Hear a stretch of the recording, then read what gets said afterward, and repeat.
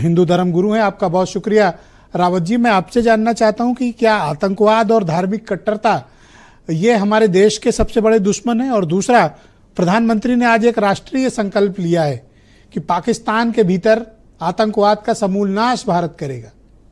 आपको इन आश्वासनों पर भरोसा है सर? देखिए ब्रजेश जी, मैं अभी बकार साहब को सुन रहा था।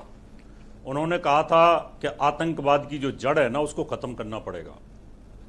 1446 वर्ष पहले इस्लाम शुरू हुआ और उसके बाद से लगातार मार काट कहीं ना कहीं चलती रही है।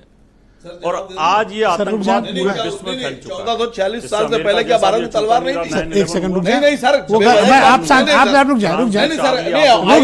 हम आपका ऑब्जेक्शन स्वीकार है। जवाब दे दी। आपका ऑब्जेक्शन स्वीकार है। अशोक क्या इस्लाम से पहले के इस्लाम? आप एक सेकंड रुक जाए। ओके रावत साहब, मैं चाहता हूं कि ये देश की बात है और हम आतंकवाद के खिलाफ खड़े हैं, तो आप इस देश के साथ खड़े होइए। रावत साहब बोलिए। सर एक सेकंड, इनमें उन लोगों ने क्या?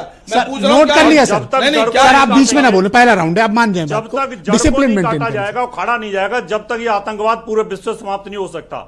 बकार साहब जितनी मर्जी मीठी मीठी बातें कर लें, लेकिन जो मदरसों के अंदर काफिरों के खिलाफ जहर उगलना सिखाया जाता है, साथ रहें सर। ये हमारे एक सेकंड सर, एक सेकंड रुक जाए। और सबको अपनी बात, सर आपकी सबको अपनी बात करनी है, आप बोलने दें।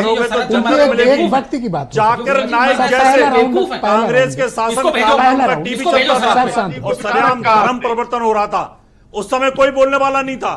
इसलिए इससे पूरे विश्व के अंदर जो ये जड़ें फैल चुकी है ना ब्रजेश जी, इनको काटना बहुत जरूरी है।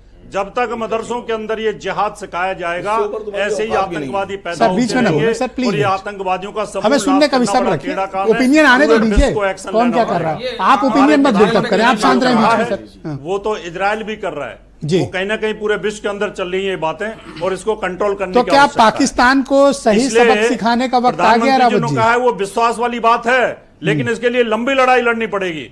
उन चीजों को कंट्रोल करना पड़ेगा जहां से ये जिहाद की शुरुआत हो रही है, जो कि अल्लाहु अकबर बोल करके और उठा करके बंदूक चलाते हैं AK-47 की, उसकी जड़ खत्म करनी पड़ेगी ब्रजेश जी। तो क्या पाकिस्तान के ऊपर कार्रवाई का जो संकल्प लिया गया है, और आपने देखा होगा कि प्राइम मिनिस्टर ने एक बात भी कही कि सेना को हमने खुली छूट दी है, समय और टारगेट वो तय करें।